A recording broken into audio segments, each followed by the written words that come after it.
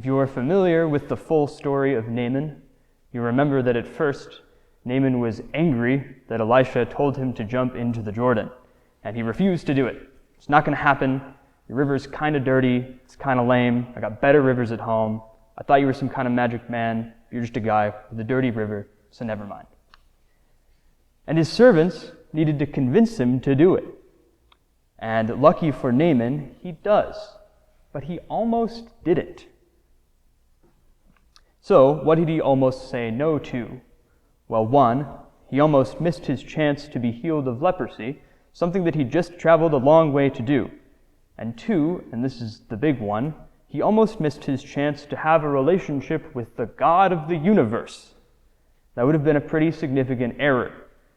Now, I too would like to be healed of my infirmities, and I too would like to have a relationship with the God of the universe, and so I would like to avoid making the same mistake Naaman almost made. So what was his mistake? Naaman's mistake was judging with the eyes of the world.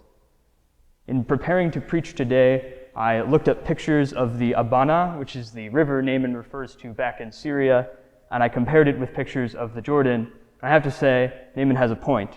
The Abana is beautiful. It's very pristine. There are beautiful pine trees that line it. There are mountains in the background.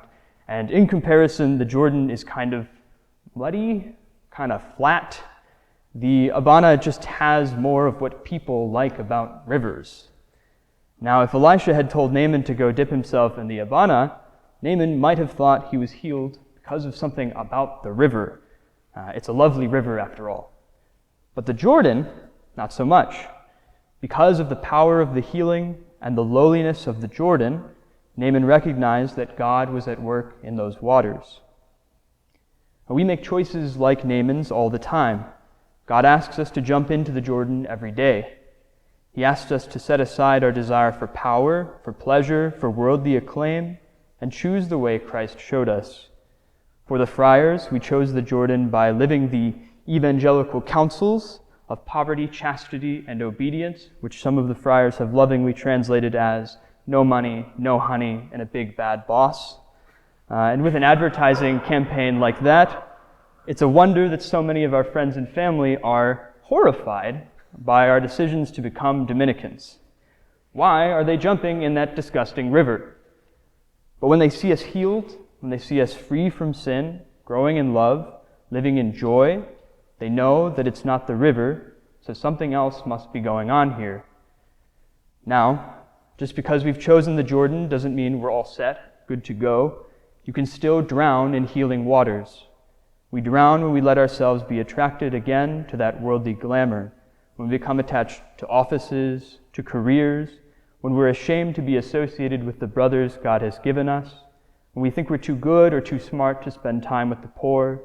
We try to make the Jordan look like something it's not, and it doesn't work. I'm glad we have some young people from St. Margaret's here tonight, and I thought there would be more of you, so I hope you're not embarrassed when I preach right at you. It strikes me that you're at a point in life, and it may not seem like it now, but soon you'll have to decide which river you want to jump into and be swept away by. People, even people who mean well, are going to try to sell you a life. Prestigious universities, respected professions, glamorous lifestyles. Don't be surprised when the opportunity to have these things is given to you, but before you dive in, ask yourself, is this the Jordan? Is this God's way? Is this the way of love? Don't get me wrong, it might be, but you have to ask the question. Now, if you feel yourself getting anxious just thinking about all those big life decisions, don't worry. God is a loving Father who guides our decisions to draw us back to Him. You can actually presume that what you're naturally inclined towards is God's will for you if you're living the sacramental life, which is receiving communion, going to confession, you're trying to avoid sin, not being perfect, trying to avoid sin. If you're praying, and if you don't know how to pray, ask Brother Dominic or ask your priest or Google it.